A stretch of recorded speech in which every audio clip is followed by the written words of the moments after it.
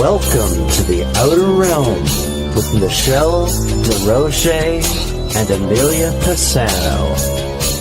Airing live on the United Public Radio Network, 105.3 FM in New Orleans.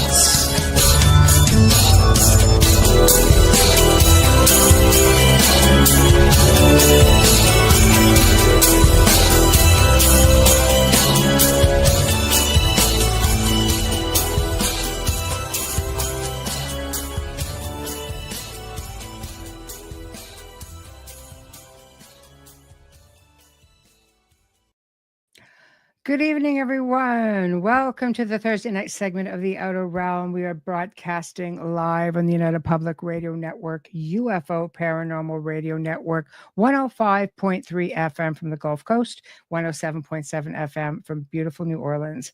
We are fully sponsored by the amazing people over at Folgers Coffee who have been a part of our journey for the last few years. Thank you, Folgers.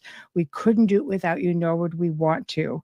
Also, big thank you to Justin Snicker, aka Dr. Snick, the Sonic Surgeon, for the contribution of his voice, his music, and his time for the intro you just heard. He is an award-winning composer of Halloween, horror, sci-fi, and dark wave electronic music, which can be found on all of your favorite music streaming platforms. Also, big thank you to Steve McGinnis, the artist behind all of our logos here at the show. Check him out on Facebook and Instagram. Also does Halloween and horror. That's his specialty. Does amazing stuff, but does phenomenal commission pieces. Big thank you to all of our networkers out there. Oh my gosh, I love to see you guys share everything up. I am so grateful, so humbled. Thank you, thank you, thank you. Love you so much. Tonight is going to be a very, very deep and touching educational segment. I have my very dear friend and fellow co-host of Ethereal Encounters Unveiled, and she's got 2 shows on the network as far as time goes. So you check her out on Thursday, 5 p.m. Eastern, and Friday at 3 p.m. Eastern. Anyway, Carolann Iadorola joins me to discuss death, the afterlife, grieving loss, moving on. We talk about it, we touch on it, but I don't think we've ever dedicated an entire segment to it.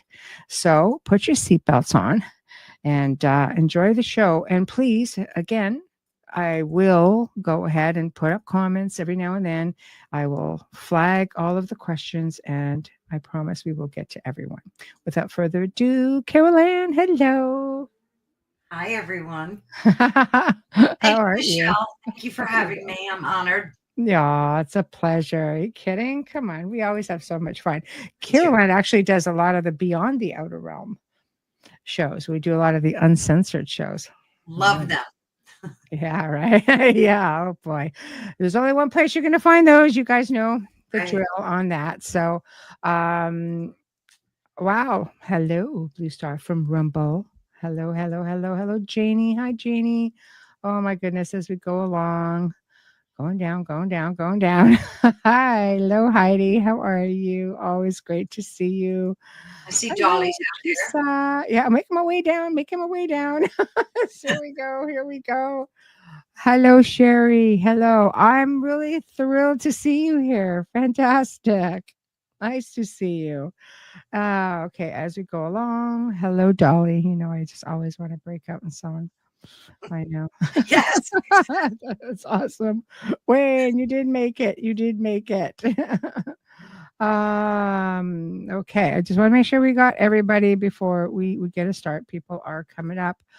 Mark, all the way from the UK. I swear you are a champ. Honestly, it's like 2 a.m. for you. Always so great to see you. Thank you. Thank you. Folgers indeed. Folgers indeed. That's nice. Even when the chat room gets all into the whole sponsors. Oh, yeah. Oh, gosh. Okay. So we are going to get ourselves started. And wow. Thank you, Mark. Where do we start with something like this? Do we explore? I mean, I find the afterlife itself There's just so much on that. There's so much information. And I think there's a lot of misconceptions with it as well. So what do you want to start with the afterlife, or do you just want to get into what are you comfortable with? Because this is going to be a little bit about your journey. Oh, thank you. Since somebody keeps saying, we'll have that conversation.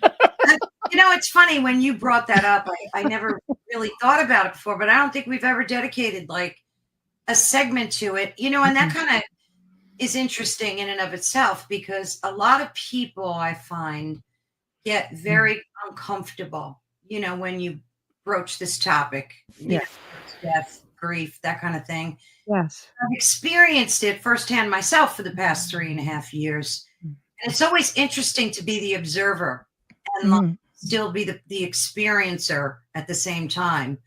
So yeah, I think this whole thing is good for people.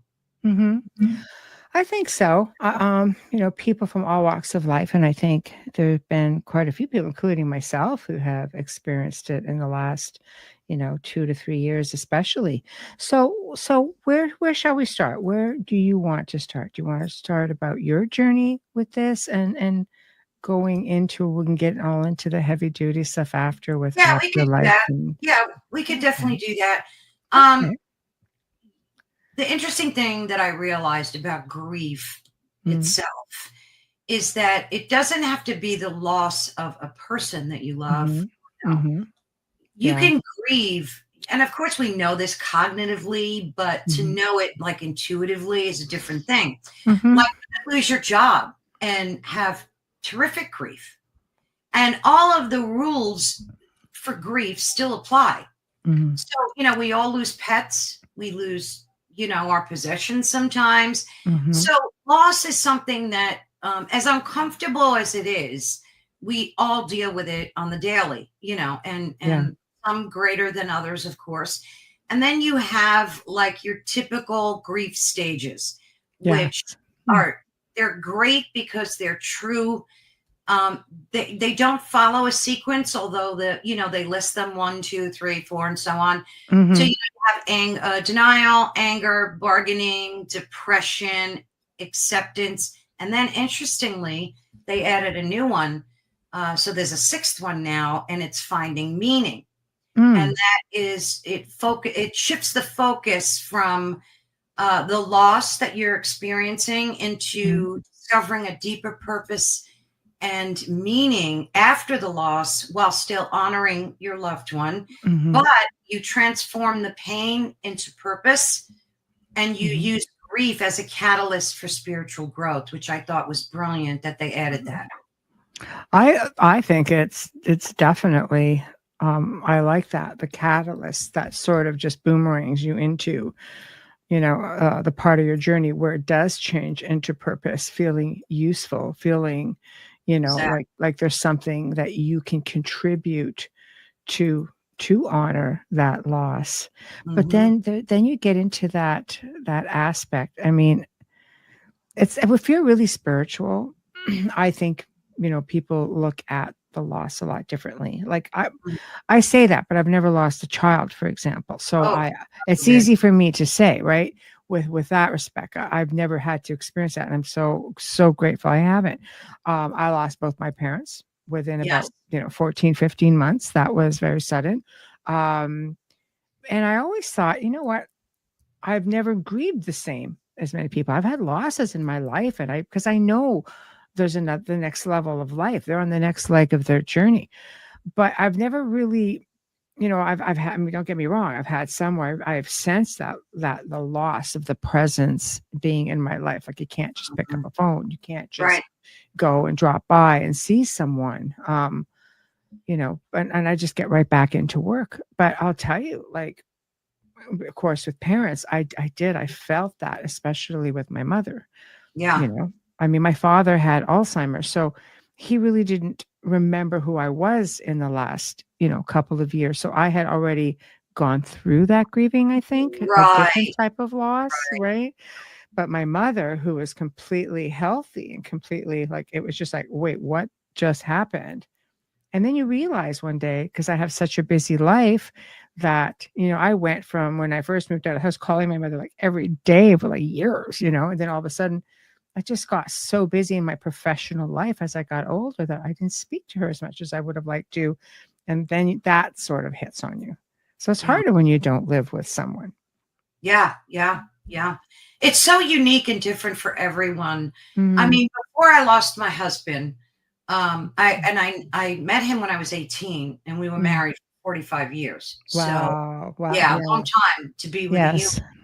And the funny thing is, you take them, not that you take them for granted, but you expect them for granted. Like, you expect they're just going to be there all the time.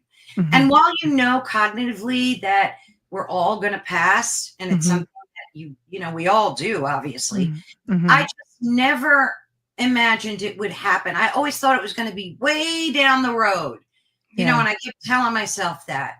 And it just hit me like a ton of bricks, and I felt like, I hate to use this analogy, but I felt like I was inside of 9/11 when it crashed to the ground. It was that bad, Michelle. It was so bad. It's taken me a good 3 years to not cry every day, like that bad. Yeah.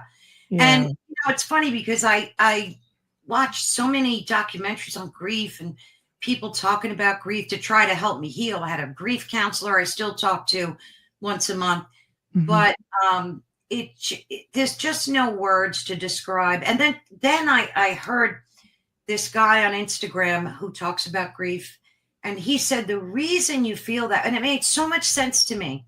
He said, because when you're with someone, love someone, whether it's brother, sister, husband, doesn't matter, your DNA and theirs become entwined.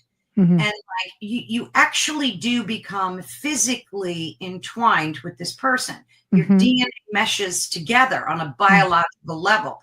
So you're not only grieving emotionally, but you're grieving physically, because your body knows that something is supposed to be there and it's not there. And that like made a lot of sense to me. Yeah. So, I mean, it may seem woo-woo to some people, but it really is a fact. Your DNA does entwine with those. Thank you so much, Janie. That's so nice. Thank you. Yeah. It's just, if anybody is suffering a loss, I recommend getting a grief counselor. I really do. And it may seem like, oh, you lost your job and you're getting a grief counselor. Yeah, because it hits everybody differently. If you're suffering that bad, where you're depressed, anxious, crying, regardless of what it is. Like, my best friend just lost her dog, and she was a mess for 2-3 weeks. And I told her, I said, maybe you need to talk to some, even if you go once or twice, like it might just be good for you to purge that, Loss is loss. Exactly. Loss is loss. I mean, some people have great coping mechanisms. Other people, not so much. I mean, I always thought I did great with loss, but again, I've never lost a child. But losing certain people in my life, I would react differently. And sometimes it was for a split moment, and it would be just like I would just come right out of it. It's like slipping on the ice and gaining your composure. Didn't hope nobody saw that. It's just like instinctively, I'm just like, no. Like, I think I just conditioned myself so much to say no. Like, be happy for them. They're over. I'll tell you, like, when my best friend died. We're going back many, many years now without aging myself. It's been a long freaking time. That's all I'm going to say.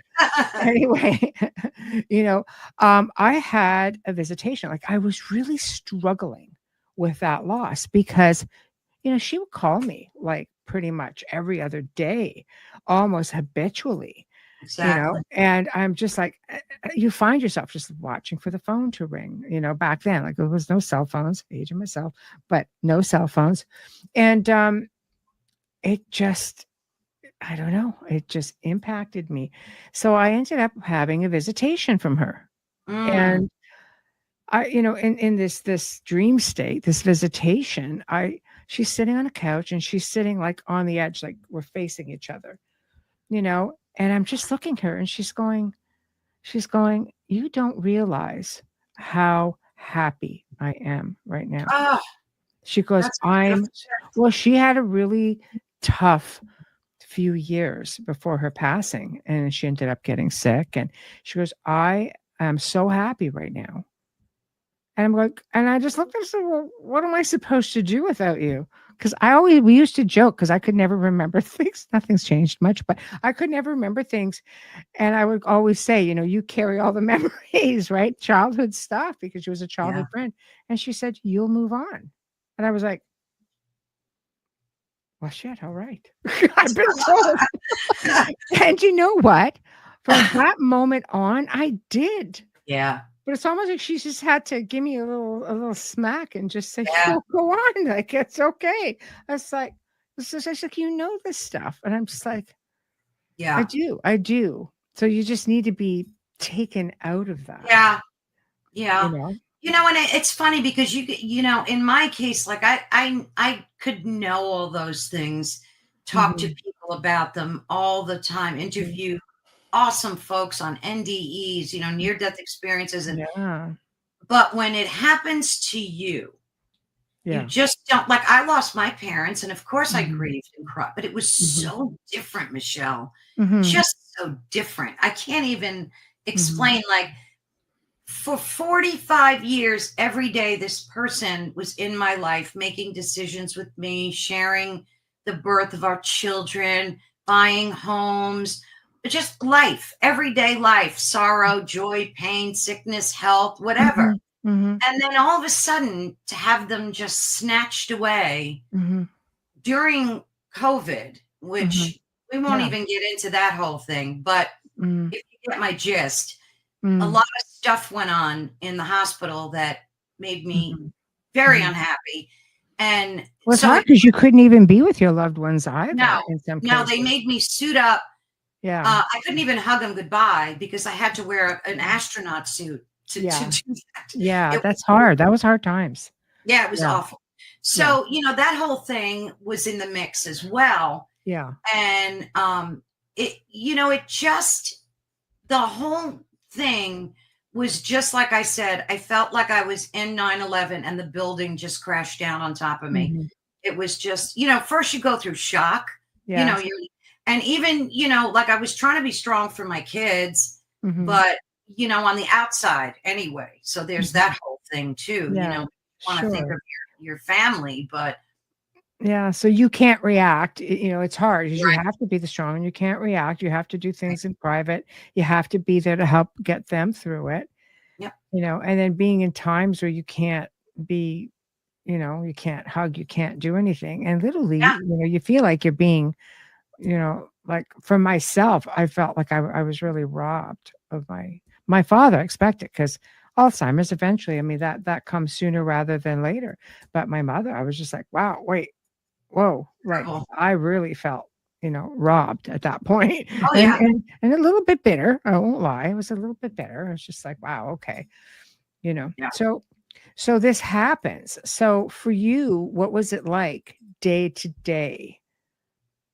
Just, you get up, you have to go on, right? You have your family, you have to work, you have to eat, you have to sustain yourself.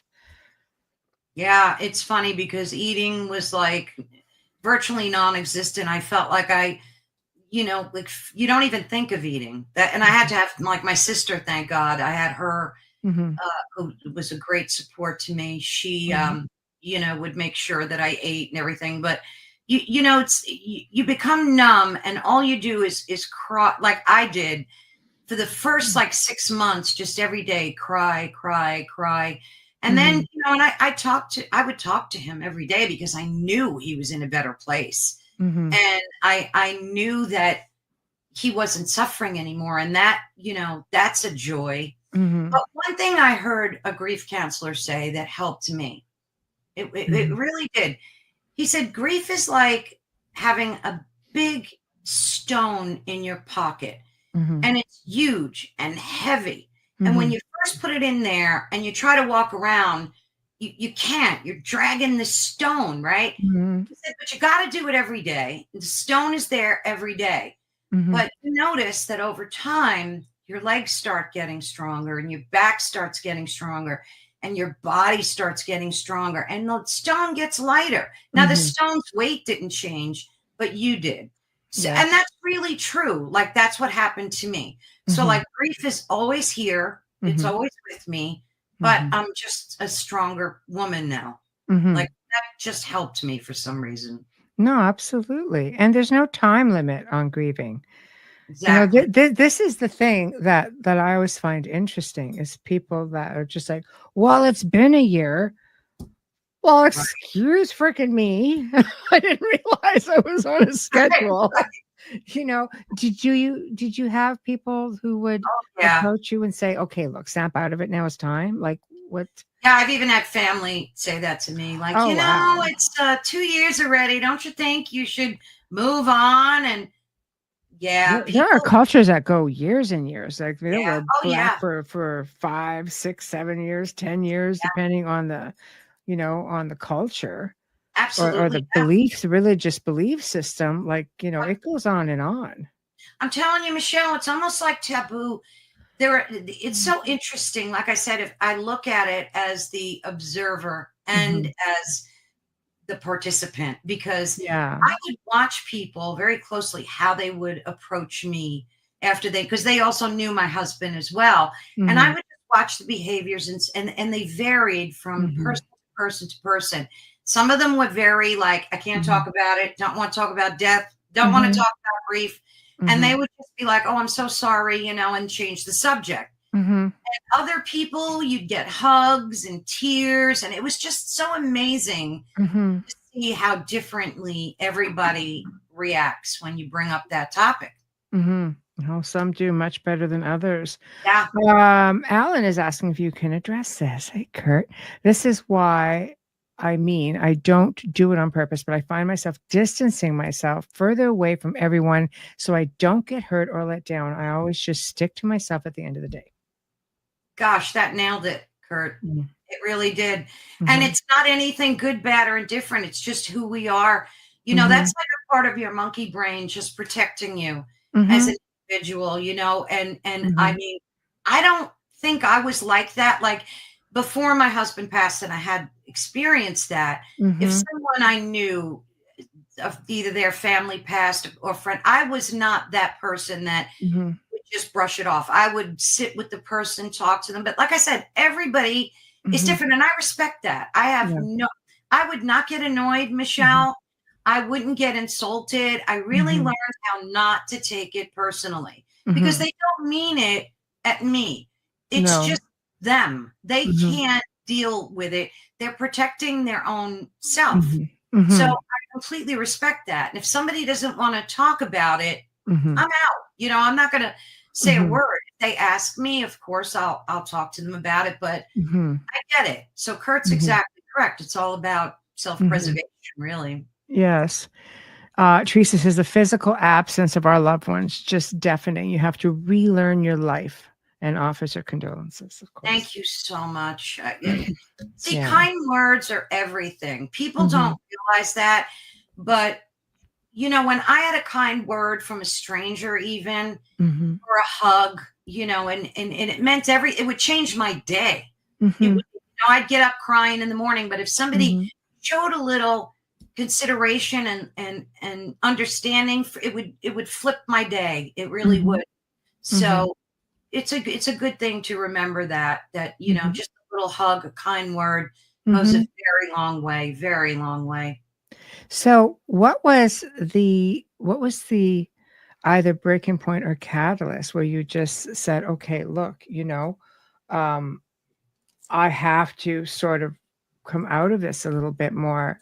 You're welcome, Kurt. You're welcome. Yeah. Not so many people value my opinion. Well, you're in good company. We value it very much. Absolutely. Absolutely. My chat family. Yes, absolutely. That's a great question, Michelle. And of course this differs for everyone. But I had my sister pushing and it was good she did that. It was annoying. And there were days I just wanted to like say, go away. But it was really good that she pushed me the way she did. Mm-hmm. She didn't do it in a hostile way. She did it in a loving way, but it was enough nudge to get me to snap out of it. And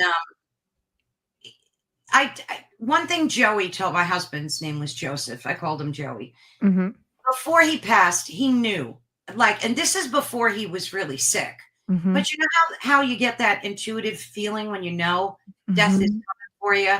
Yeah. Like, I'm sure, Michelle, I'm preaching to the choir telling you, but he knew. And he said to me one day, when I die, I want you to find a boyfriend right away. And I said, you're crazy, you know, and I was telling him all that stuff.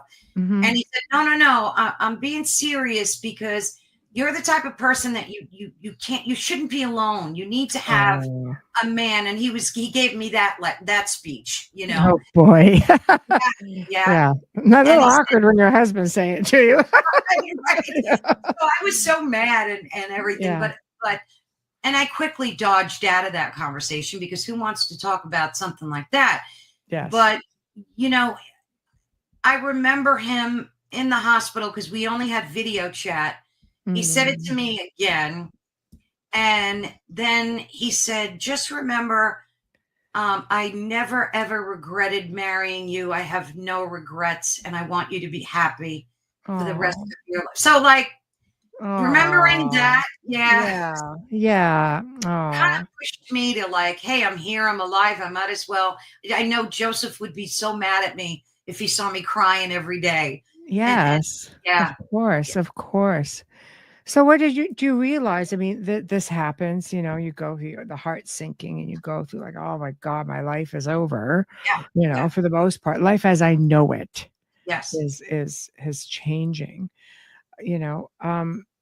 Then when does it kick in? Like, did you guys ever talk about spirituality or reincarnation or the afterlife? Or okay, so you guys were communicative about that. Yeah, big time. Right. Yeah, big time.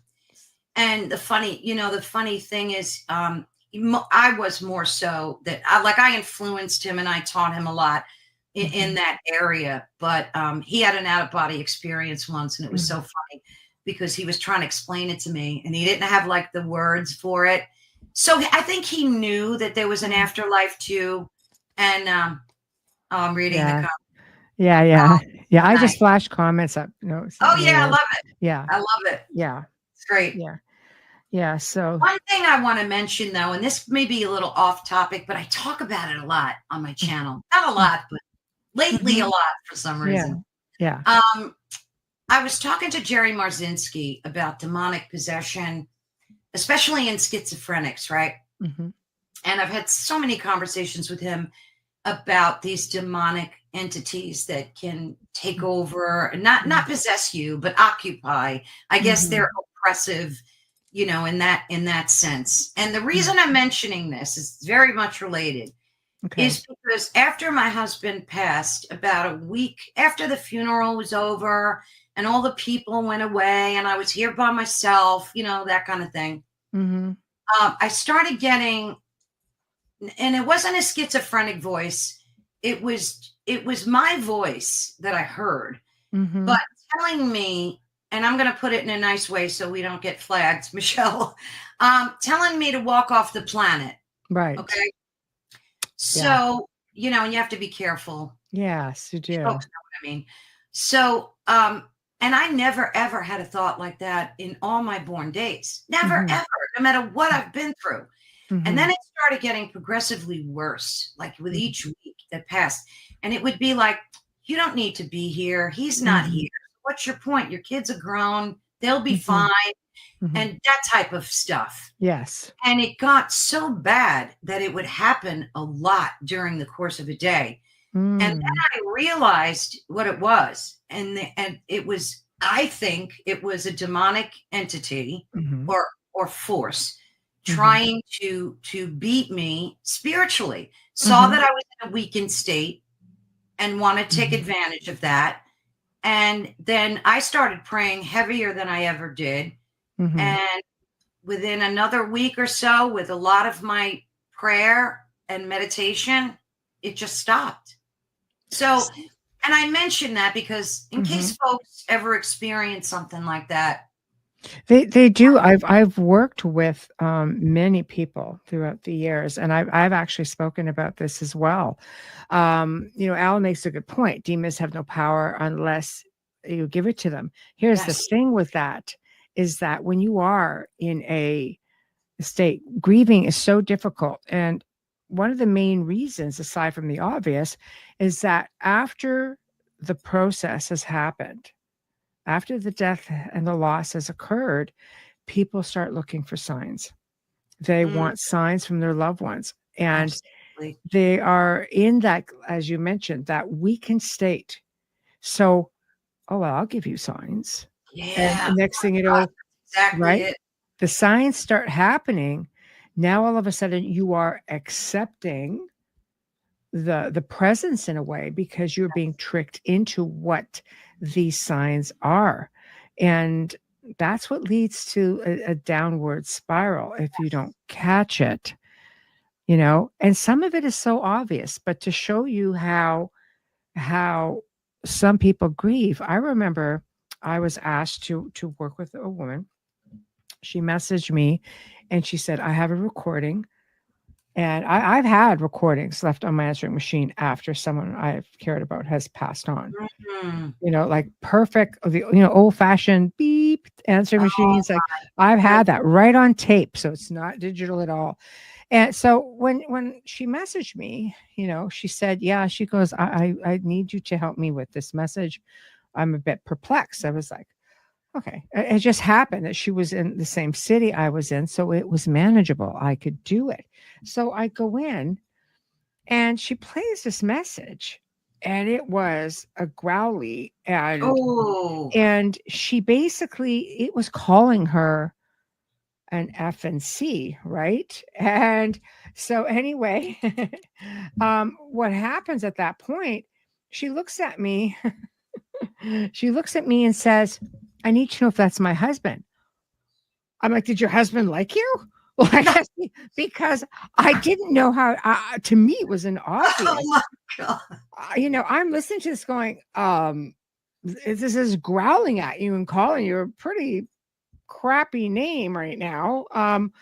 So she just looked at me, and then she started doing what we always say, don't ever do this, especially in your own home. And she started doing voice recordings. Something had come in during her grief. She was distraught. Yeah. Her husband's car was still in the garage. She would sit in it to pick up on his smells, trying to find this common ground of just trying to connect. And something else came in. And the more recordings that she did, the worse it got. I was constantly being asked to stop by, and it was to a point where I'm like, you need to stop. I need you to read what's going on. She needed comfort. She needed me to tell her what was going on. It got so bad, I finally had to say, I'm not helping you by doing this. I'm making it worse for you. And I can't in good faith do that. You need to speak with a professional, or go speak to person of your faith, your parish, or a physician, or a grief counselor. Why would you think it was her husband, though? Did it sound like him, or was it just growly noise? Oh, no, it was like, you effing beep, Oh, beep, beep. I was just like, I don't think your husband would call you that. But it got worse and worse and worse. Now, here's the kicker. Okay, wait for it, everybody. She called me over. She goes, I promise this will be the last time. I said, okay, no problem. I ended up having to clear the place. Eventually I did, but I couldn't until she stopped everything, because it's like keeping your foot in the door. So I sat down, and she said, I've assembled some people. I was like, sounds serious. Okay. I would like to do some necromancing, and I'd like to bring my husband back into the physical form. What? I stood up and I said, I'm not your guy. Yeah. I am not. I says, I am not going to help you with this. I don't believe anybody can really help you with this in good faith. I said, this will come back and haunt you. And sure enough, it took her 2 years before I heard, for real. Oh yeah. She goes, well, it never worked. I said, no, I didn't figure. But I ended up 2 years later being contacted to clear the place, and it was bad.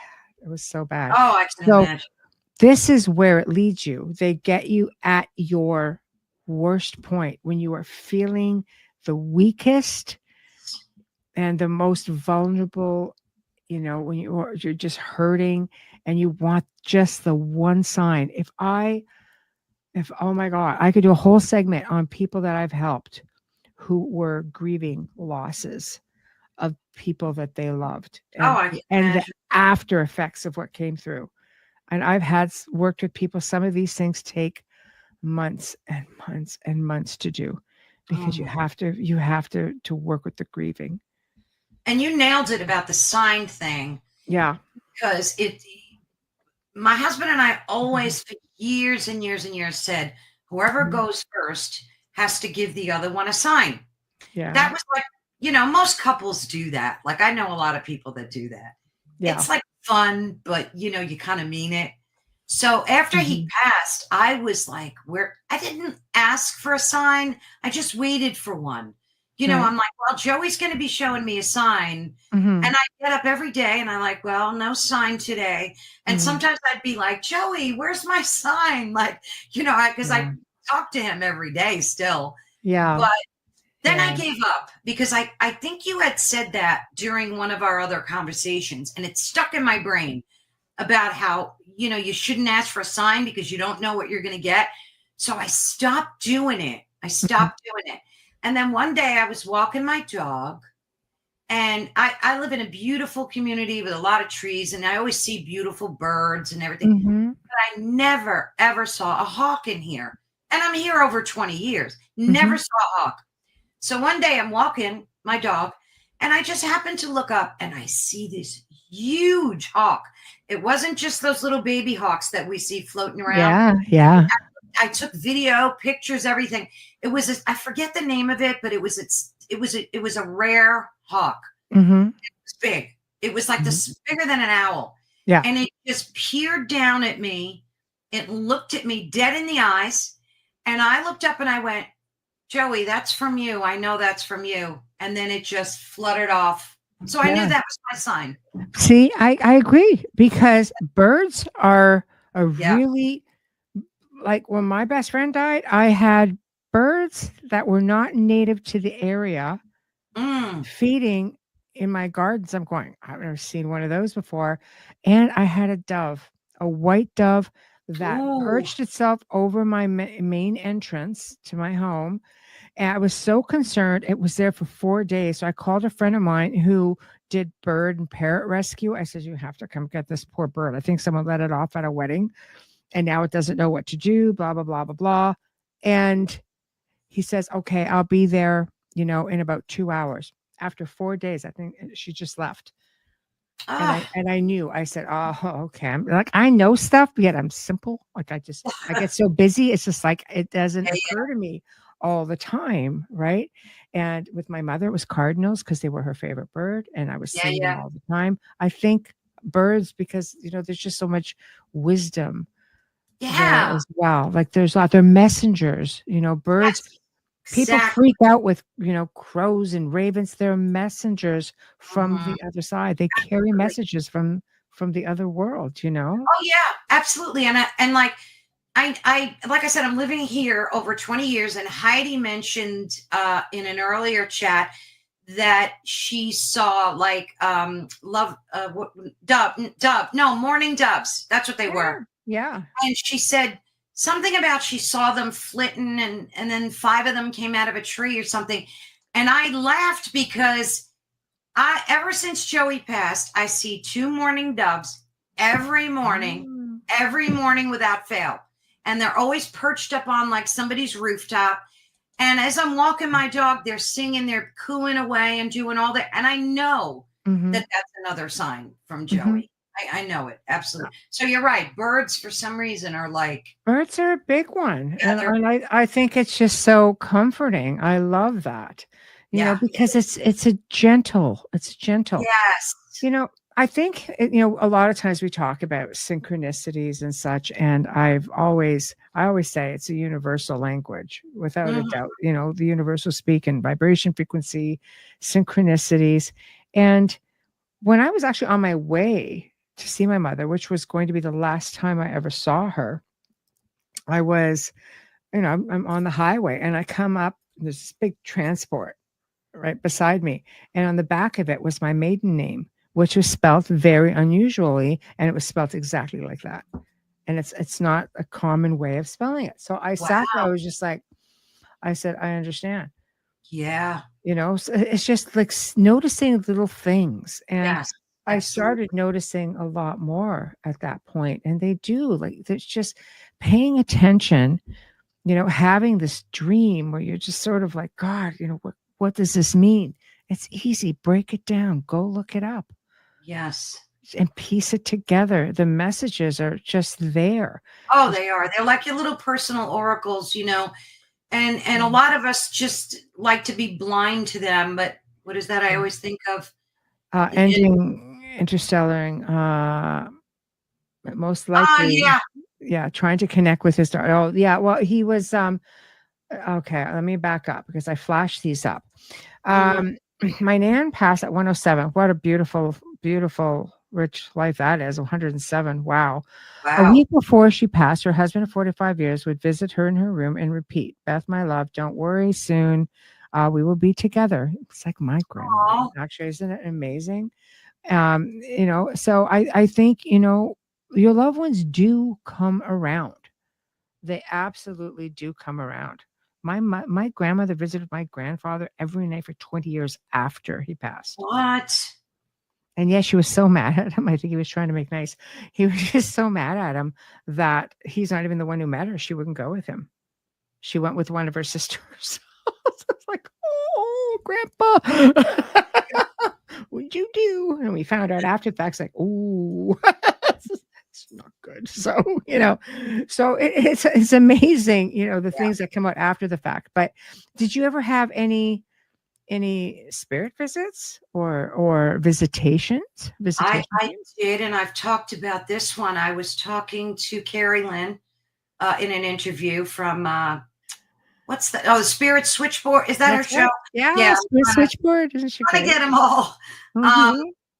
I was interviewing her, and we were talking about death and dying and Joey and stuff. And all of a sudden, I felt the back of my chair a little nudge, like a little push. And she said that was Joey, and I knew it was him. Oh yeah, she's so gifted. She's just amazing. She's phenomenal. It was like saying, "I'm here.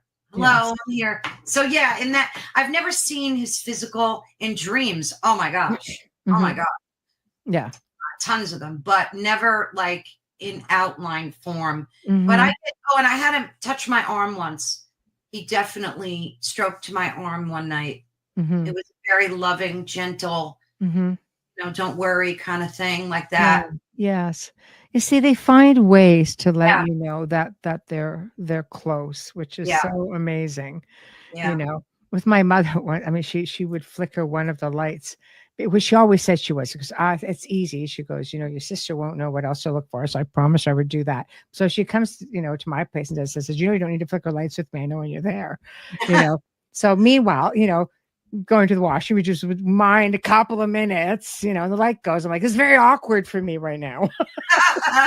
Would you please mind, like, just step out? And then everything just stopped. And then it went on. And then I went to another room and then it started. Thank you. Let's keep the bathrooms off limit. Okay. Yeah, exactly. But that was my mom. She's just, she just loved to joke around and stuff like that. So that didn't surprise me totally. But would it? For all I know, I'll just stop flickering the light. You still won't know, but I know. So, but I like when you can get to that point, where you can start acknowledging the visitations and putting together the messages. Where do you feel? Hey, Michael, where do you feel you're at now? Michael's also a host, Michael Angley Show, Saturday nights, 10 p.m. Eastern. You're on the network. There we go.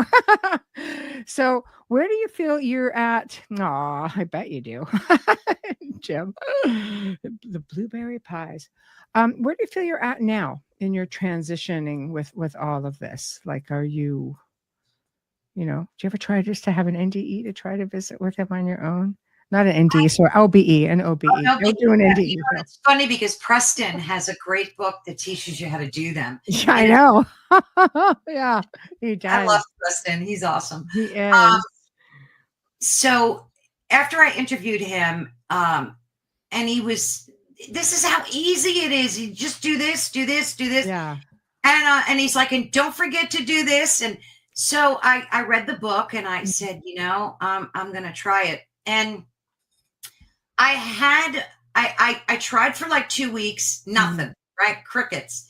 Yeah. And then one night I did leave my body, but I didn't see Joey. I saw some dopey musician, like some stupid rock star.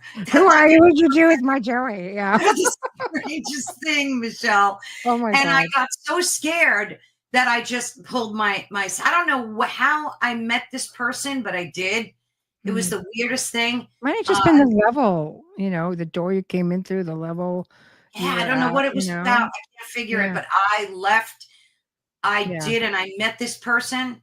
I don't know what Joey Padone. It was just the strangest thing, and I guess I got scared, jumped back in, but I didn't see Joey. I wished I would have, and I haven't tried since then, but I should. Right. So let's fast forward a little bit then. So obviously you've come to this point where it's like, okay, because I know we've spoken very briefly about that. I won't, get into that. Okay. Just like, okay, this is it now. I'm going to be proactive. I'm going to move on. Not that you forget or that you ever miss a day. Oh, no. The grief is always there. Oh yeah. But what did it for you where you're just like, no, I am going to take this path because I feel it's therapeutic. I feel maybe I can help somebody else or I can learn things. Well, I would have to say it was like I've always been into like high strangeness. I love that they call it that now because that was never called that, Michelle. Oh, really? I use it all the time. When did that start? Because I learned it on the network. Like I never heard that. That's a John Keel thing. John Keel coined that. Oh, is that right? I love it. I love it. It encompasses everything. Yeah. It does. It truly does. But my entire life I've been, a student of it is Heidi Tibet. And I think for me, being driven to what I'm doing on the network, especially, is part of that journey that is meant to be. So when I said before about how they added a 6th to the grieving, the list, it's so true because you do try to make sense of this tragedy that happened.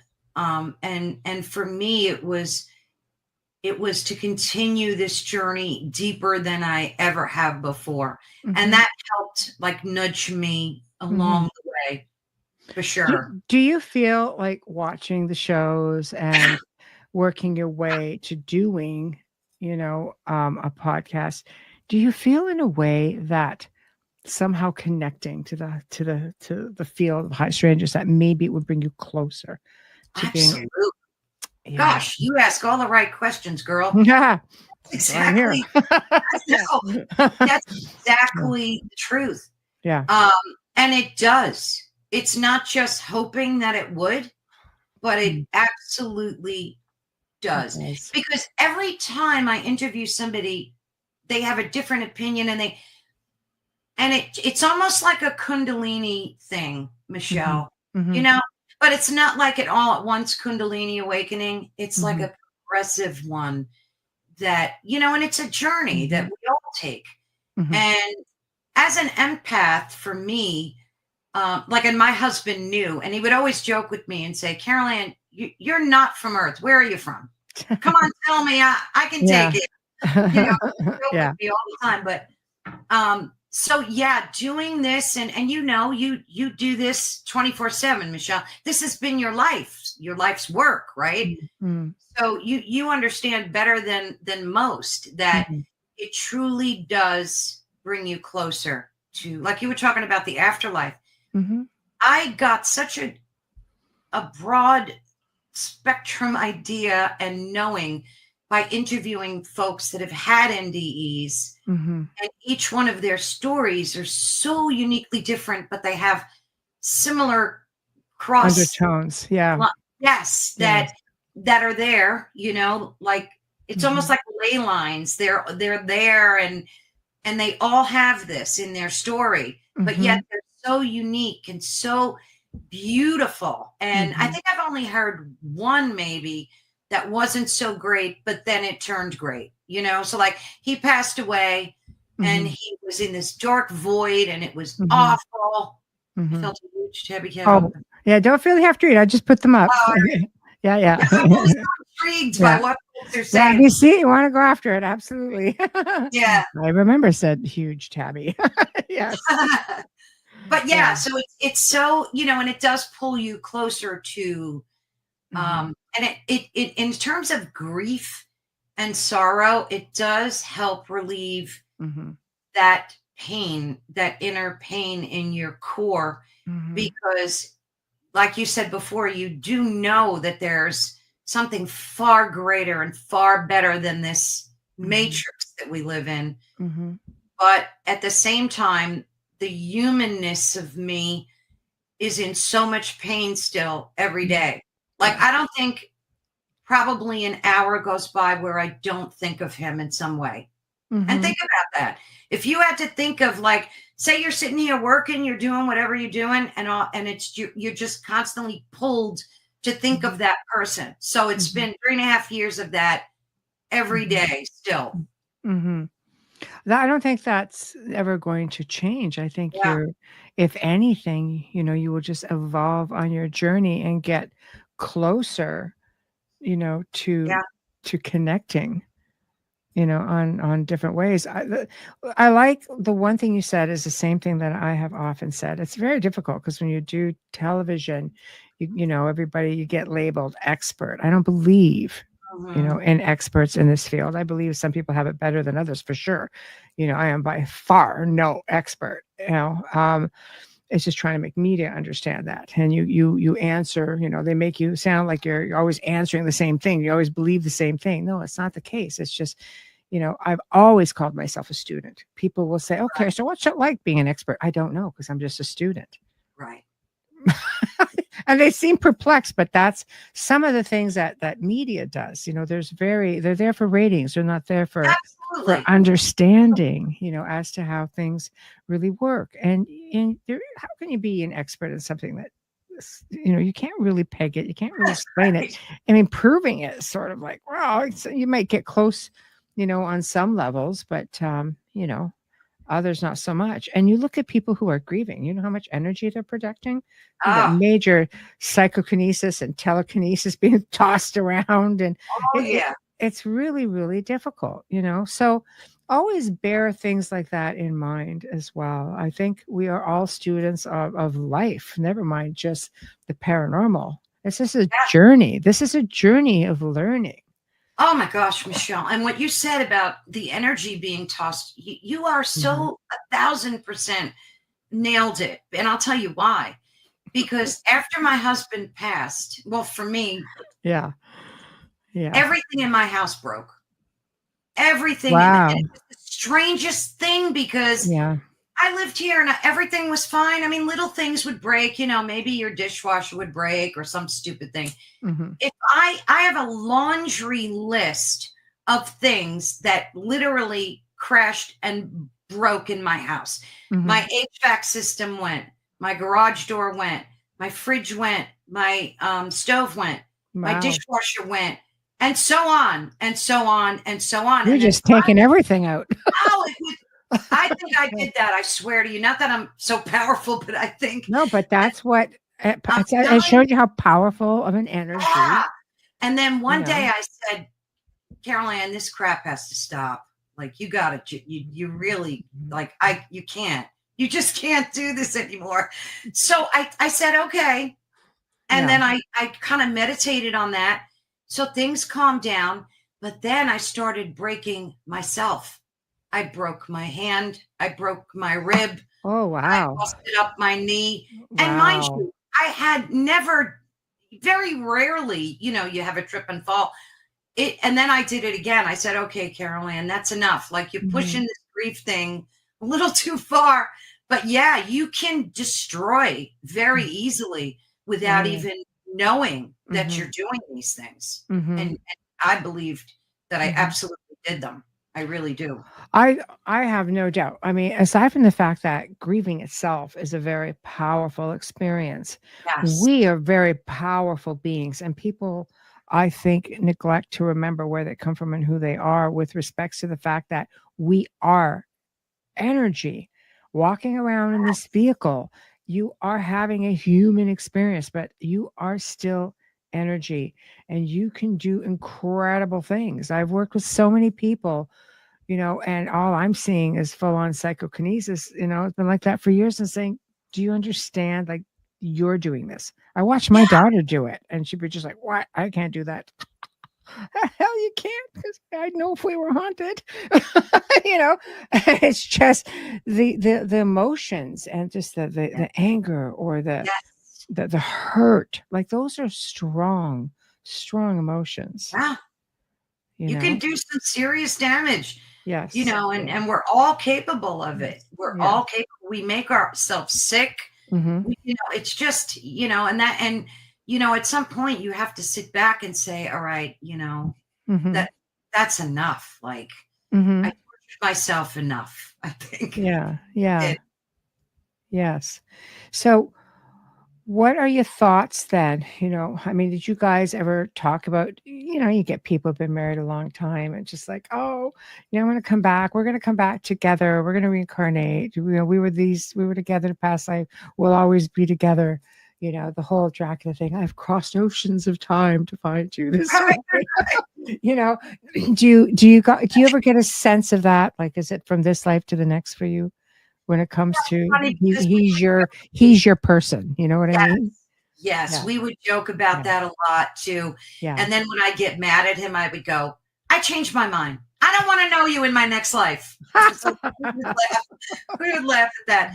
But I think you're exactly correct. I think that journey, you just keep repicking that same person, whether they come back as your son, your mother, your father.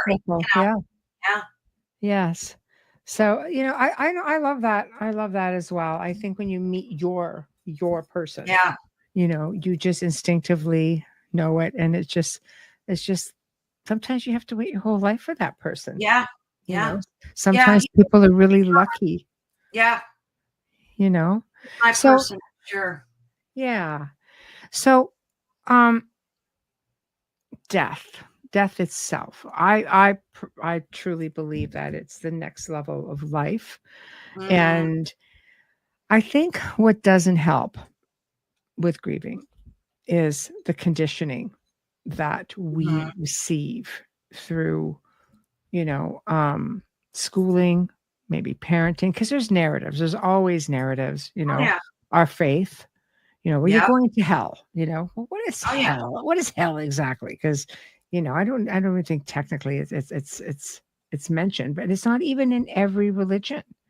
I think, you have religious belief systems will always incorporate a belief in an afterlife. Some of it might be reincarnation, purgatory, heaven and hell. Christianity and Islam are big with that. What are your thoughts on that? Because I mean, when I lost people in my life, I explored all of that. I just felt this need to know.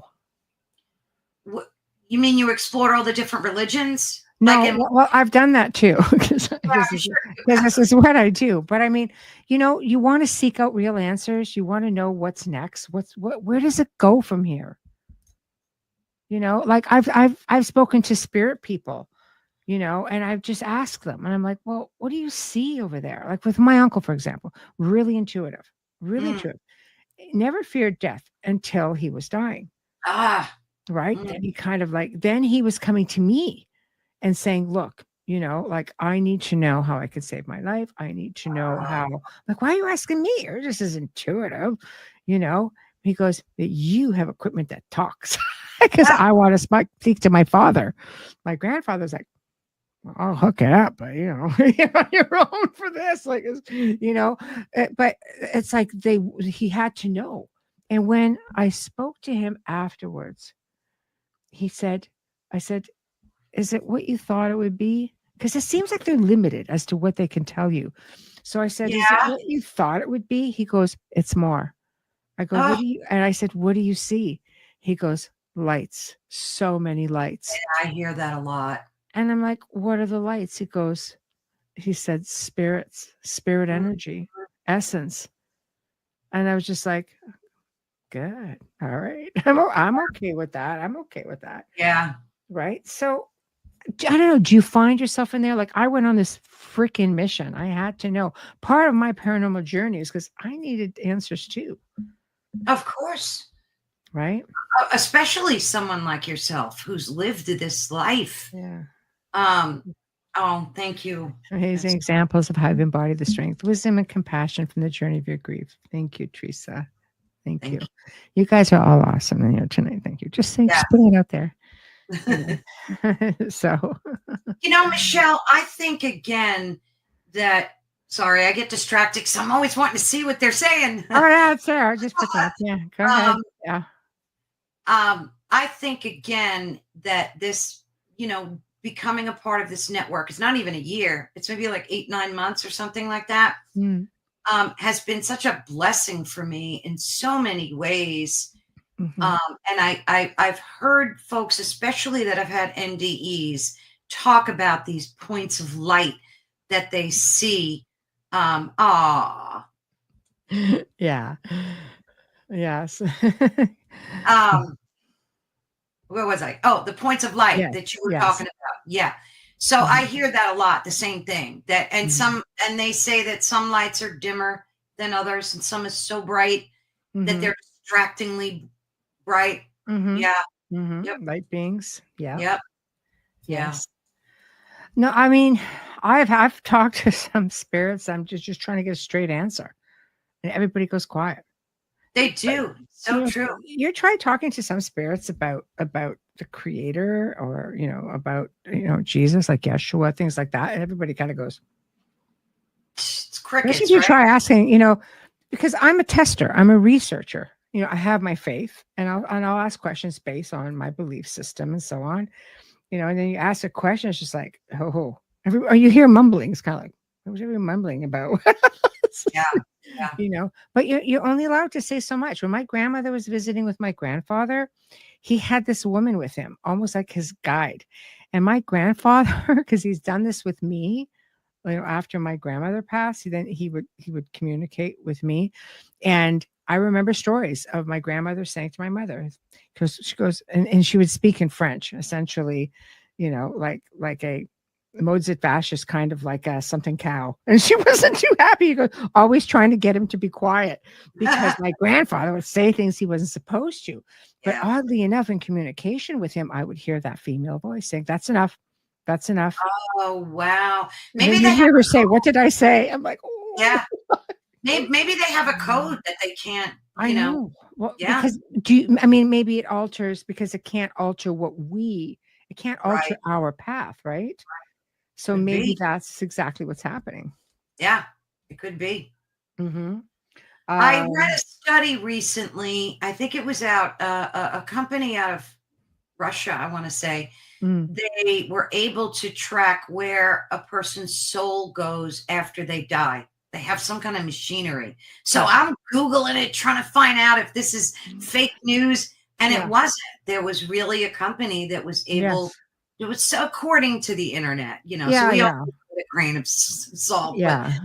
And they said that at first, when the person passed, they were able to track his soul hundreds of thousands of light years away. And then it lost the signal. And then all of a sudden the signal came back, and it was like billions of light years away that their soul went. Wow. Yeah. You should go check that out. I probably still have the story somewhere. I would be extremely interested in that, just from a research standpoint. The curiosity is just sort of getting the best of me. But I feel that, I mean, scientists now, are chiming in and saying, oh, we know now that the spirit moves on. Yeah, the spirit moves on. Mhm. Cat, also a show here on the network. Carolann is a host here on the network. I can hook you up. Yes. There we go. I can hook you up. I'd love to interview the other hosts. So anybody email me. Yeah. Carolann, Ethereal Encounters Unveiled. Yeah, there we go. But yeah, Carrie, hello, Carrie, says she also had researched that. Yes. But that, I think that is just it. They believe that, yes, the essence does move on. But let's get into the fact that there is a very strong belief that the essence can split.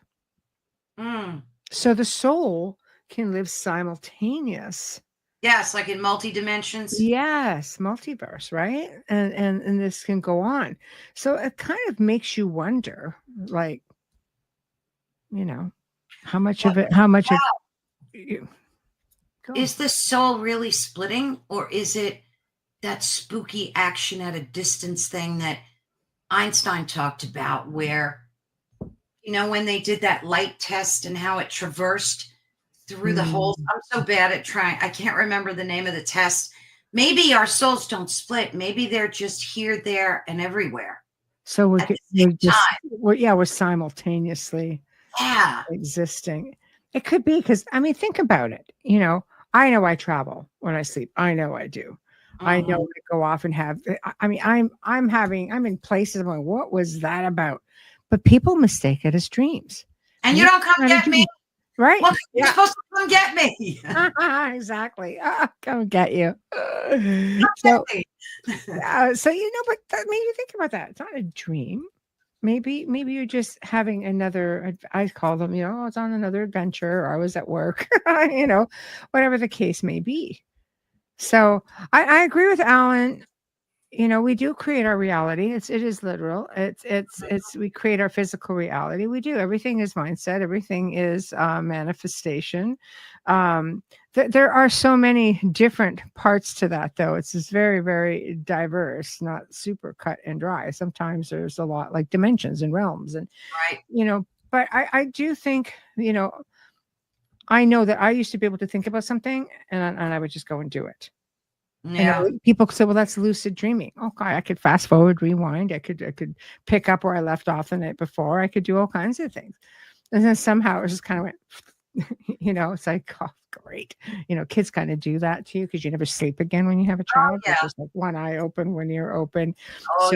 Right? You never go down far enough. Right.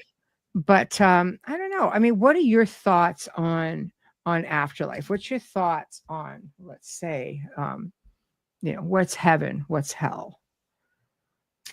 I don't think that either of those places are somewhere that you go when you die.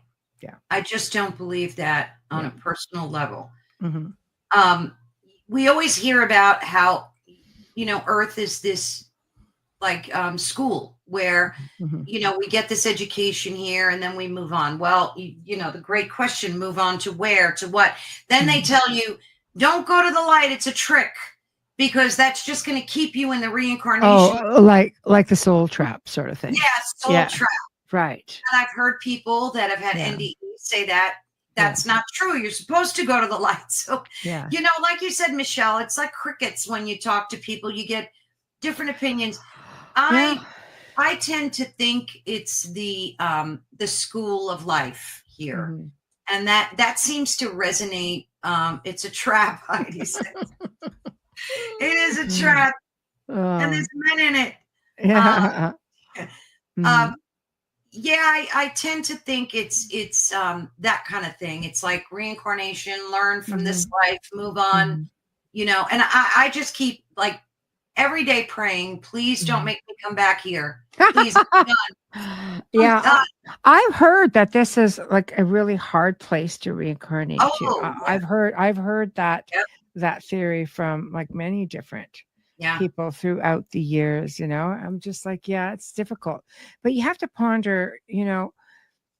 I mean, we're so conditioned to fear the darkness through movies or just through Oh yeah. dark beings. You're conditioned to fear the darkness. I've never feared the darkness. I love the darkness. I'm one of those people. I always laugh. I said I could live in a place that's, I'm not a fan of the cold, but I could do long nights, or I could do a month of nights, like constant darkness. I love the darkness. I love the stars. I love the stillness of all of it. But you're conditioned to fear the darkness and always gravitate towards the light. Yeah. You always darkness fears Michelle. It's so funny. That's good. But I you're conditioned to gravitate towards the light, fear the darkness. That's the conditioning.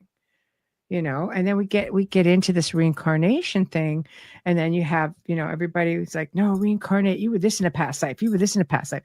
They make it very exciting, so when you factor all that in, there's so much emphasis put on the conditioning part of it. I mean, I could see maybe where people might think, you know what, I'm okay with not doing this and stepping outside of the of going down that light, the tunnel of light. And some people, if you talk to, Joe said something very interesting when I first got on the network. And it's so strange because I've known him for a lot of years before ever even coming here. And he goes, there's a belief that going down to that tunnel of light and meeting your loved ones is you being reborn. And you have, a doctor coming through this long tunnel, and you're coming in and you see loved ones there who embrace you and welcome you. Right.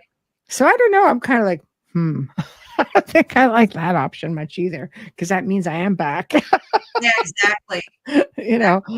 So I don't know. It is very interesting. And I like this. Jim says, it is our innate need to believe in an afterlife, a process of our brain's evolution of survival. I agree with that.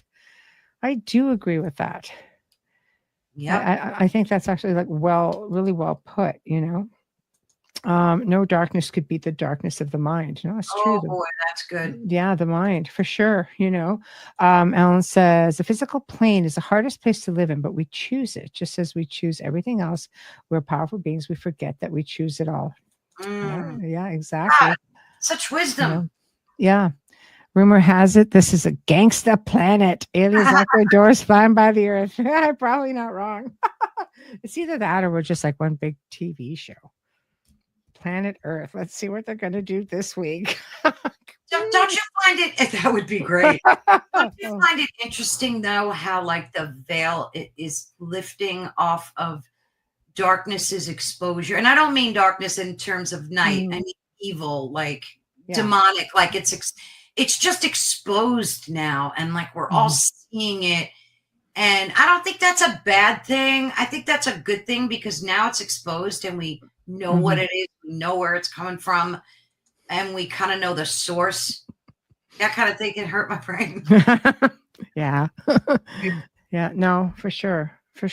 I don't know. What is our, as humans, what is it that drives us to want to know? Loss. I can understand, loss hurts. And I think in turn, does it create, you would think, does it create a fear of dying? Does it just, I don't fear dying. I'm more concerned about the method of my demise than dying itself. Right? Exactly. It's how you go, not, when you. Yes, exactly. Especially with a lot of things that I've worked with over the decades. Yeah. Yeah, it could be a little bit freaky deaky there, but I think we're on a journey, and the journey to evolution, I think, is to try to sort a lot of this out, because we don't really die.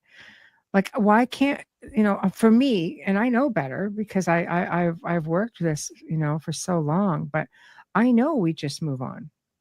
I know it's just moving on. Here I am. I'm okay.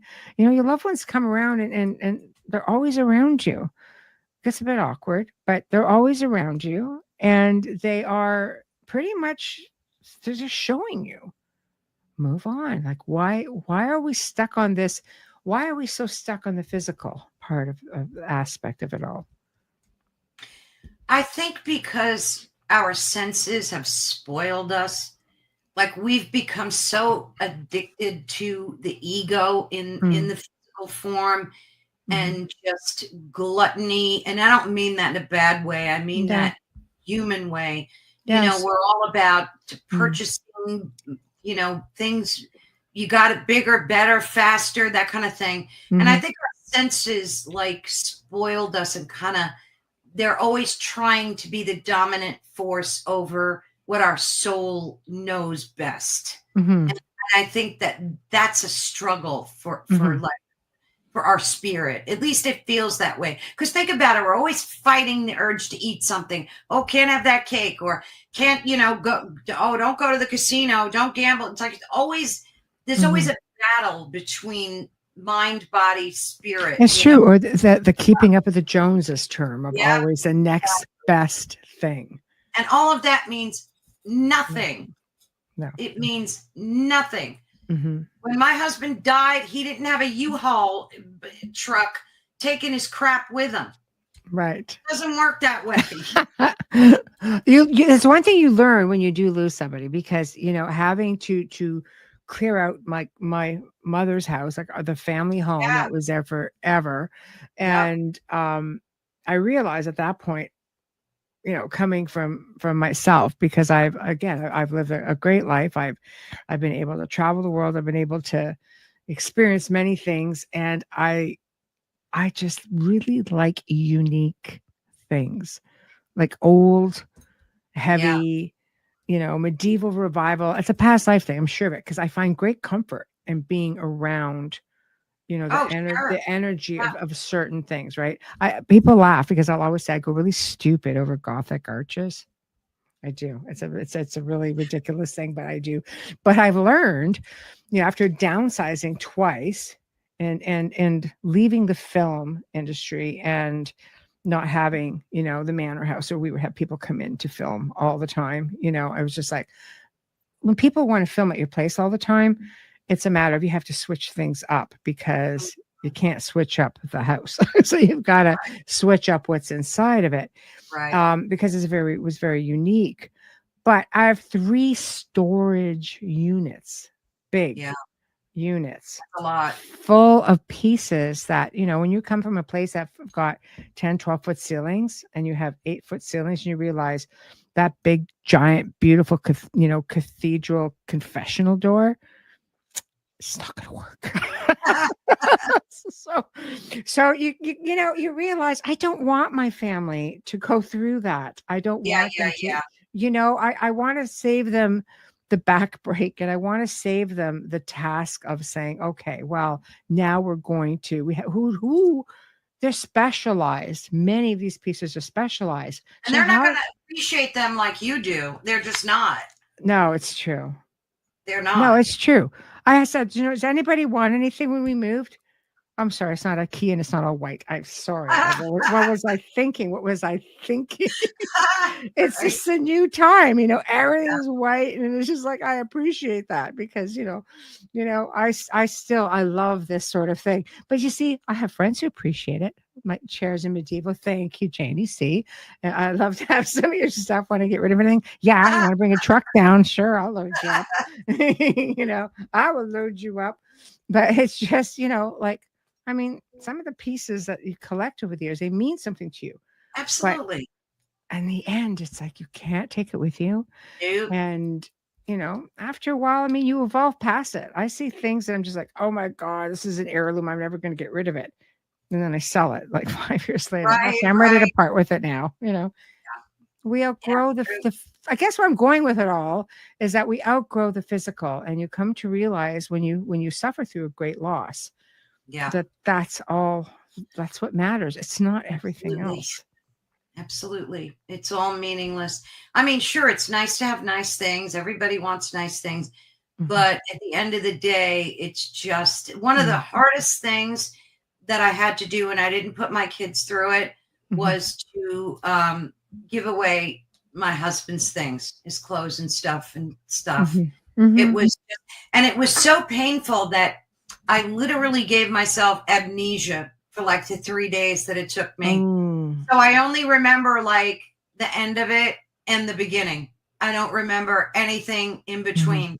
And it's good. I don't want to remember it because it was just so painful. It was, I just can't. That's all I know about it, was that it was one of the worst things that I had to do. Was I think it's because you're purging. We think when we do that we're purging that person away, you know. And my grandmother and my grandfather suffered 25 freaking years. So when everybody was getting rid of her stuff, they had to get rid of his stuff from the 25 years before. She's like, "Don't you touch a thing." It's like, okay, man, all right, you know. So I mean, some people just cannot get through that process at all. Like, it's just not even an option. So, but you know what? I do think if you can get past that process, it's always going to be hard, no matter when you do it. And it's. I'm sure you can agree. You're not purging that person. You're not getting rid of that essence. You're not. You know, that person is always there with you, as you know, as you're being poked in the back while you're doing an interview. You know, it's like absolutely. Yeah. Yeah, so, but that was, you know, these things are all lessons. I truly believe that they are, because you just, after each one of them, it changes you to the core. It really does. You know, whether it's losing a loved one, losing your pet. I mean, you know, any type of loss. That's why I thought it would be so good for people to hear this, because it's such an uncomfortable topic. Nobody really wants to talk about this, Michelle, except me and you. Yeah.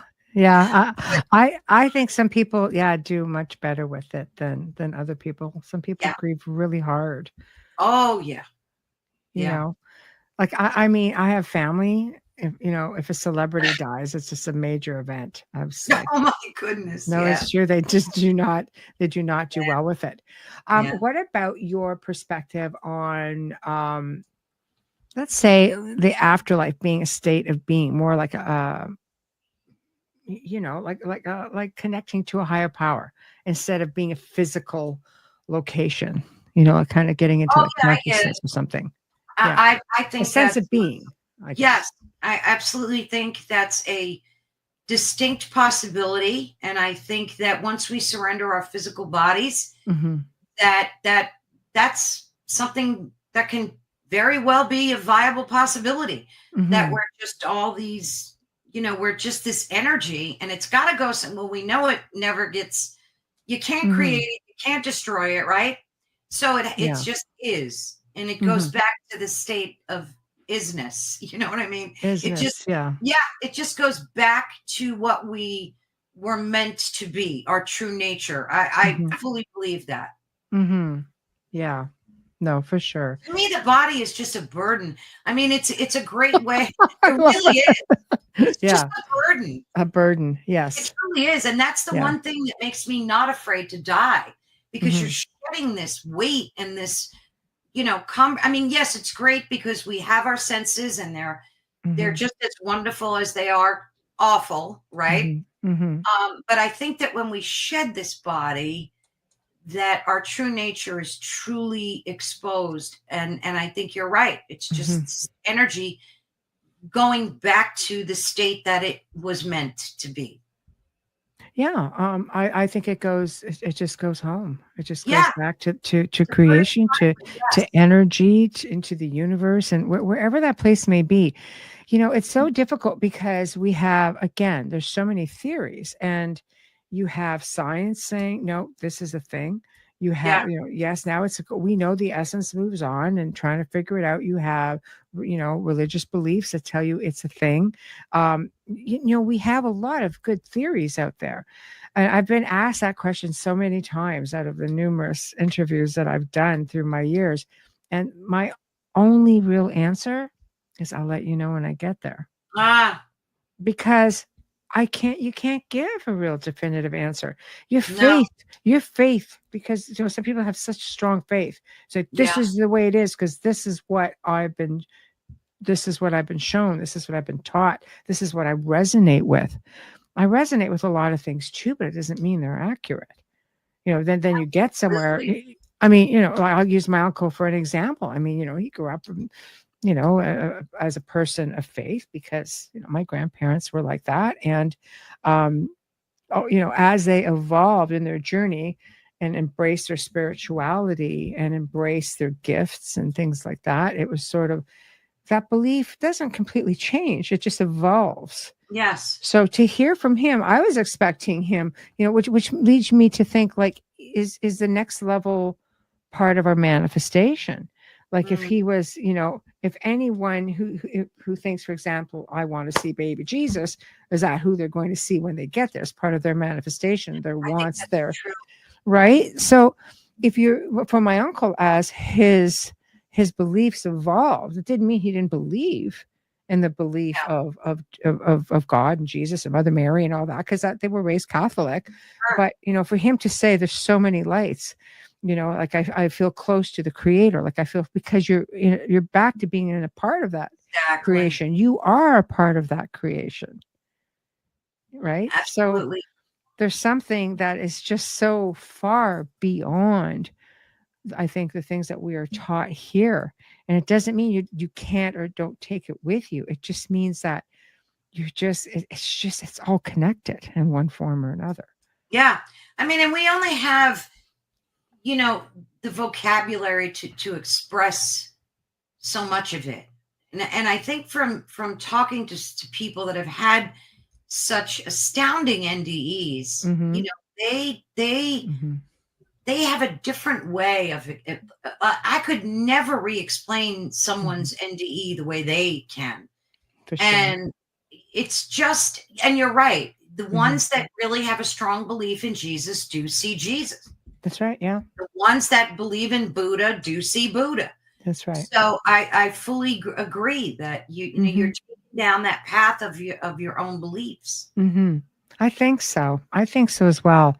Carrie, it's funny. I asked my spirit guide, or my spirit, I'm assuming that's what you said, who really was the genius that created us humans? She replied gently, it wasn't mine. Beautiful. I love that. Thank you for sharing that.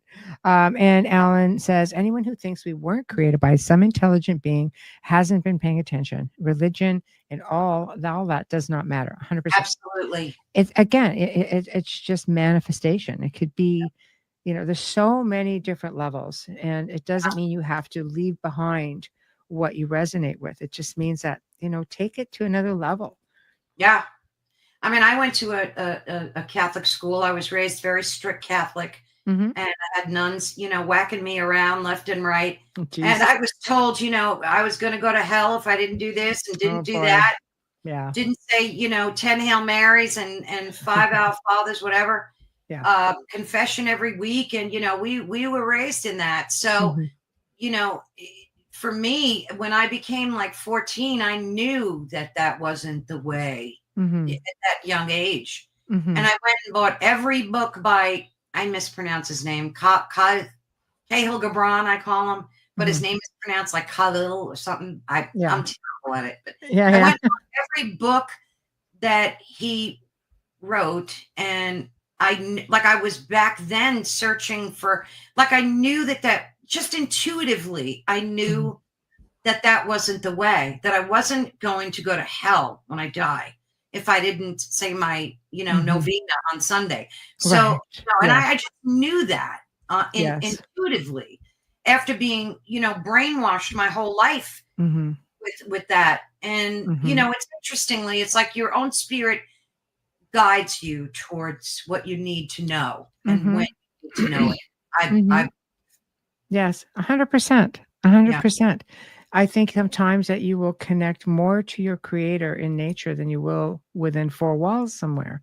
Like there's, you have to, spirituality will teach you, and whatever beliefs you have, just add the bonus of spirituality to all of it, because it'll teach you that you will find all of that within yourself. You will find it. because it is literally everywhere. 100%. Yes, that's it. We're all connected. There is a greatness in humanity, and in that we are connected on a physical level, but also in spirit. 100%. 100%. You know what I mean? What'd you say? It would be a terrible disappointment to arrive in the afterlife and be met by something you didn't know or believe. It would tell you everything that you knew the truth was wrong. Yeah. Yeah. Ooh. Yeah, it could. But that's what I always say. I'll let you know when I get there. What I get from NDEs, it seems that when we transition, we are still in this personality until we remember our true origin and emanation point. You see, I go with that because it was the cruel joke about not being able to freaking remember. Yeah. Well, cool. You haven't learned a lesson. Well, how am I going to learn a lesson if you don't tell me where I failed? That's right. Well, maybe that's why we're intuitive, Michelle, because maybe those are indicators that are kind of letting us know where we failed and what we should be doing. And because we always have that nagging intuition, each and every one of us, right? And some of us listen to it and some of us don't. Yes. But it's true with the NDEs, like talking to people and watching them on video really has given me a lot of hope for the afterlife. Like I feel more hopeful now than I ever have before, that there's something far greater and more magical than we could ever dream of. And I think it's all great. Yeah. Do you find part of that is because you've had experiences and you've had visitation dreams with Joey and you know that he's still there? Yeah. In the moment, like you're still very aware of what you're doing. I have so many stories of loved ones who have come forward for people, and the one I like to tell the most really is of a spirit individual being at a wedding, and because one of the daughters was very skeptical. She goes, "Yeah, well, if that's the case, what was Aunt so and so wearing?" He said, "The beautiful blue dress and the ugliest hat I've ever seen." The daughter broke down crying. She goes, "Oh my God, it was hideous." She goes, "It was 100% right." And hysterical. Like fully aware of that. There's just so many little things that come out where they're so aware of everything that happens in your everyday life. It's still happening. Right? Absolutely. Absolutely agree. Thank you, Cliff. I appreciate you. Thank you. Oh, thank you. Loves the topic. Oh, good sweet. Thumbs up. Yeah, thank you. So do you find that has put you in that state of mind where you're like, okay, I think it's okay to let go just a little bit now and go off on my own and my own journey now. Absolutely. Knowing. Yeah. I nailed it. That's exactly correct. Right. Because it is a journey, and I had a journey with my husband, and that journey ended, as all journeys do. Yes. And now I'm like I wake up every day and I start my day with gratitude. I just go through a laundry list of everything I'm grateful for. And I never used to do that. And I do it every day now.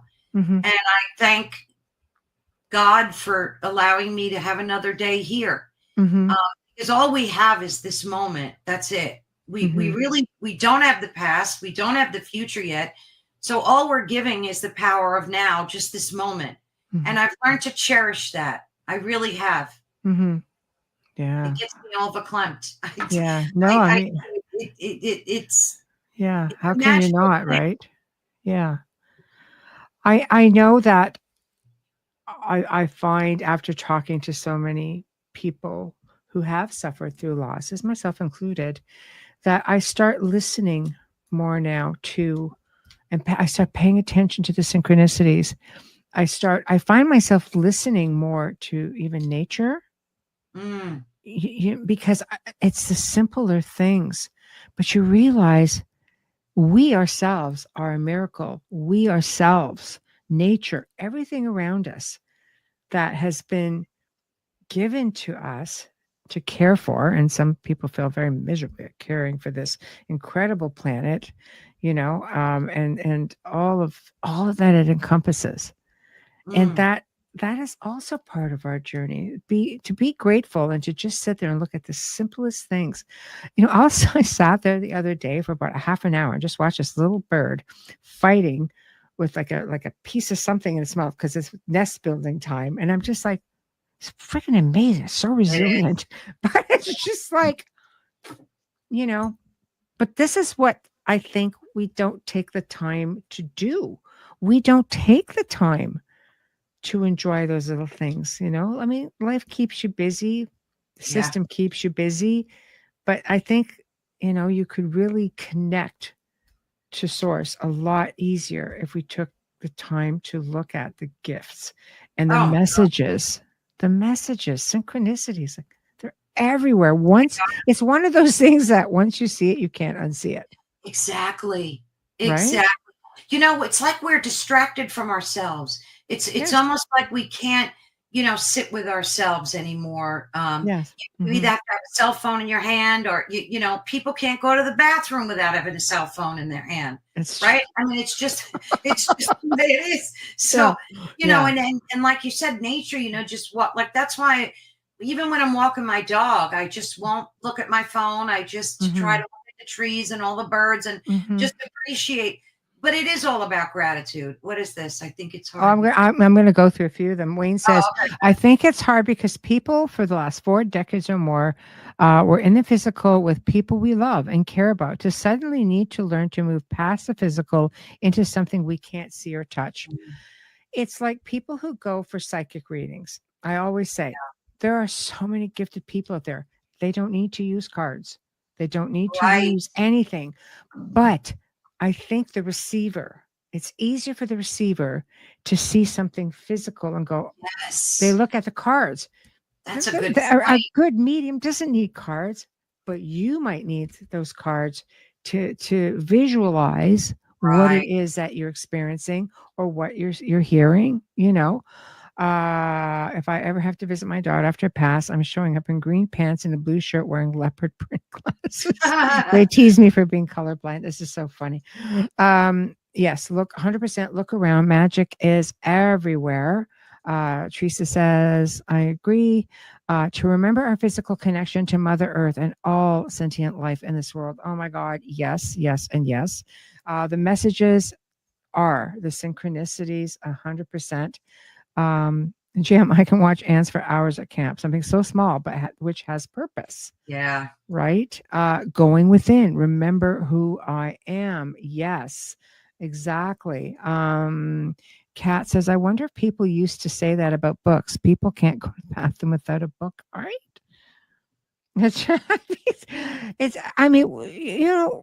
Yes, time definitely, it passes quickly. It changes. I find myself sometimes just looking back and saying, we want so much when we're young to grow up.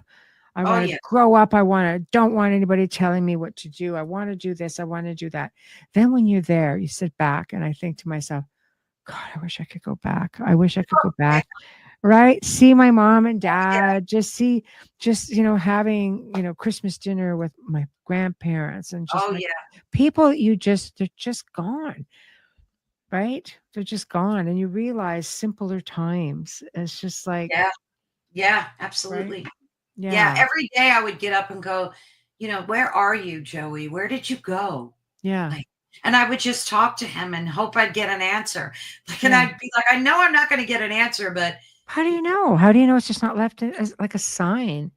Yeah. Instead, how do you know? Like when you're talking, that little bird isn't sitting there on the window ledge. I mean, we're kept so busy. An example I like to use is, I use this for people who are like haunted people, but it does apply to people who are looking or who have loved ones. It's like, let's say you leave a glass on the table, you go to work, come back, the glass has moved. Will you know the glass has moved, or will you say, yeah, I left the glass on the table? So we don't pay enough attention to our surroundings. So here you are sitting there having this conversation, like, where are you? And he's like, look behind you, there's a bird on the window. That's me. Right. Like, you're not going to see that. You're just like, oh, where are you? Right. Where are you at? Meanwhile, this bird's like, come here. Right, Like, do you think that's like part of it? Just we're missing out on. Absolutely. Yeah. That's why when I saw that hawk, I knew. I was like, yeah. And I took like a sigh of relief. It was just so wonderful. Yes. To just know, like I knew that was my sign. Yes. It was just no way around that. So it was great. You know, you have to look to those magical moments when you're going through. I know it's hard, easy to say, hard to do, but there will be good things that come from grief. There are good things that come from grief. You know, for any suffering, there's an empowerment that takes place inside of you. And I think we need to love ourselves more, respect ourselves more, stop negative talking ourselves. All those things are a part of it. And after you suffer, you know, and it's true, after you suffer, you do have awakenings. You just do. I like that. Part and parcel to it. What was your awakening? What was that aha moment for you? I think I want to use the word completely, but I'm not afraid of death. And that was a big one for me. I'm truly not afraid to die. Because I know it's like, that was an aha moment for me, not being, and just liking myself as a person better, because I was never just me. I was always me. A couple. Yes. Me and Joey. There's us, we. And then I woke up one day and I just said, it's time you get to know yourself again, girl. And that was like an aha moment. Yeah. I love that. I mean, I know that we love having you as part of our UPRN family. And I love having you in my circle, and I love it. You know, I think you found your home here, and I think that you are evolving in all kinds of great ways, you know, and I think you just meeting all these incredible people, because there's one thing about this network. When I say, you know, like the UPRN family, I mean, we look out for each other. We, you know, like we just do. I mean, you need a guest, sure. Your guest didn't show up, you know, you're available. Yep, I'm there. You know, like it's just we resonate with one another. We just do in our chat family. I mean, we're so grateful. You know, like so many people in our chat, they'll support a lot of the shows, and then we have some who are, you know, who are just here. They love the show. I'm humbled that they love the show so much. Yes. You know, the awakening would be terribly difficult, necessary, but hard nonetheless. It can be, but it could also be really, really beautiful too, I think, you know.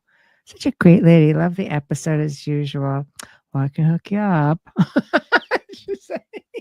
I can do that. So, okay, it's time to promote yourself. We're getting up there. So tell us about your shows. Tell us what you have coming up. Just go. Oh, goodness. I have a lot coming up. One of the things I have to say this before I promote myself is I'm so grateful to you, Michelle. You've truly become a friend, and I never met you, but I feel like I've known you forever. I do. Yeah, thank you. I think you're one of those people that I've known before. Oh, probably. You're a wonderful spirit, and you're just such a good person and a generous and kind person. And I absolutely adore you. Thank you. You're so kind. You made me cry now, but thank you. But I just had to say that out loud because I truly mean it. Thank you. Yeah, thank you so much. And thank you for having me on tonight. I had a lot of, I hope that this helped other people, you know, dealing with anything in their lives that, like I said before, that they've lost. So, but I have shows twice a week, which kind of shocked me because I never expected that. I always go once a week, but it's good. It's going good. And the Friday shows are pre-recorded There for the guests that like live in Europe and can't make the live. So they're Friday at 3 p.m. Eastern Standard Time. And who do I have on this week? Oh, well, what is today's date? The 5th? Oh my God, I have to look. Well, tomorrow's Friday. Yeah. Yeah, it's crazy. Today I had a really good show with Judy. Yes. She suffered from schizophrenia and recovered. And wow. That's an amazing story. I think everybody needs to definitely check out. And we have our conspiracy theory coming up on the 6th. Am I right? That's tomorrow. That was for those of you who missed Beyond the Outer Realm, since it's a daytime show. Yeah. It's with Carolann and I. You're going to get catch sick it of on me, her show. No way. Will never happen. Right. No. So I thought it would be too much. But yeah, I love doing that show with you. And then it airs on my channel like a few weeks, maybe 2-3 weeks later. Yeah. They're so much fun. So please be sure to watch tomorrow Michelle's show, of course. Yeah. We have some good ones. We do, because that was part 3. And I think part 4 is, one second, we're doing another one on July the 1st. Dun, dun, dun, dun. Yeah, that's coming up too. Yeah. So the show tomorrow is our 3rd show. It is. Right? Am I right? Yes. Oh, and it's you got to watch it, guys. It's really good. Yes, it is. We always have a good time, and we always try to be quite informative. So yes, of course. And so so unlike myself, you'll probably actually be able to still see it on YouTube with Carolann. Oh, so far, keeping my fingers crossed. Yeah, you're a little luckier than I am with that. I don't take the chances, and neither does the network. But everybody someday and have no YouTube channel. Yeah. Well, yeah, one day it'll come to that and be like, oh God, here we are. Subscribe to Rumble. That's about right too. Apparently YouTube gets a bit ornery about that too, just advertising that. So next week, guys, Tuesday, Beyond the Outer Realm, Mark Ollie, my dear friend Mark Ollie, all the way from the UK. We're going to be talking again about forbidden knowledge and hidden archaeology. Grand Canyon, Antarctica, things of that nature. You're going to see a little bit more of those topics coming up, even on the main show, because I have a couple of guests coming on in July. Won't spoil it right now, but we're going to really start getting a little heavier into stuff like that. I get asked about it a lot, and like, all right, darn it. I can't say no to you guys. So we are going to take care of that. Wednesday, for the very first time on the Outer Realm, Joshua Cutchin. And this is going to be talking about the similarities between the UFO phenomenon and the Fae folk. Oh, that's good. I know, right? And Thursday, another friend of mine and fellow researcher, Dan Hammond, is going to be, he's a researcher of the obscure, the paranormal, cryptids. And we have had some pretty incredible conversations, and he's one of these people who'll send me photographs and say, what do you think of that? I'm like, is that a freaking wolf? And I'm talking like dog man. He's like, right. He gets some really interesting stuff and deals with some interesting people, so it's just fascinating. So anyway, big thank you to Carolann for joining me this evening. Big thank you to Folgers, Dr. Snick, Steve McGinnis.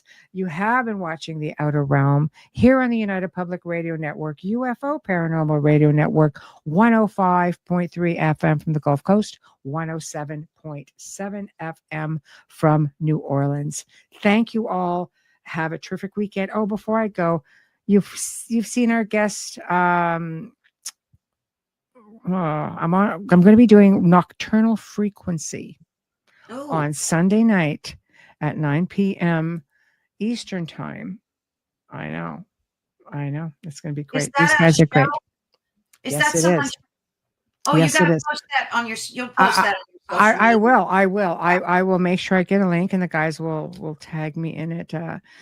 Steve Genier and Alex Rondini. They've been on The Outer Realm several times, actually. They're very, very, very good friends. And I'm very, very honored, of course, to be asked to return. And we're talking about female paranormal researchers.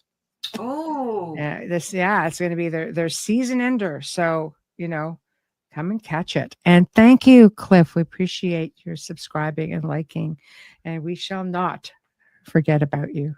Return. Come back every week. Good night, everybody. Have a great weekend. Michelle. Thank you. You're welcome. Mwah. Love you guys all.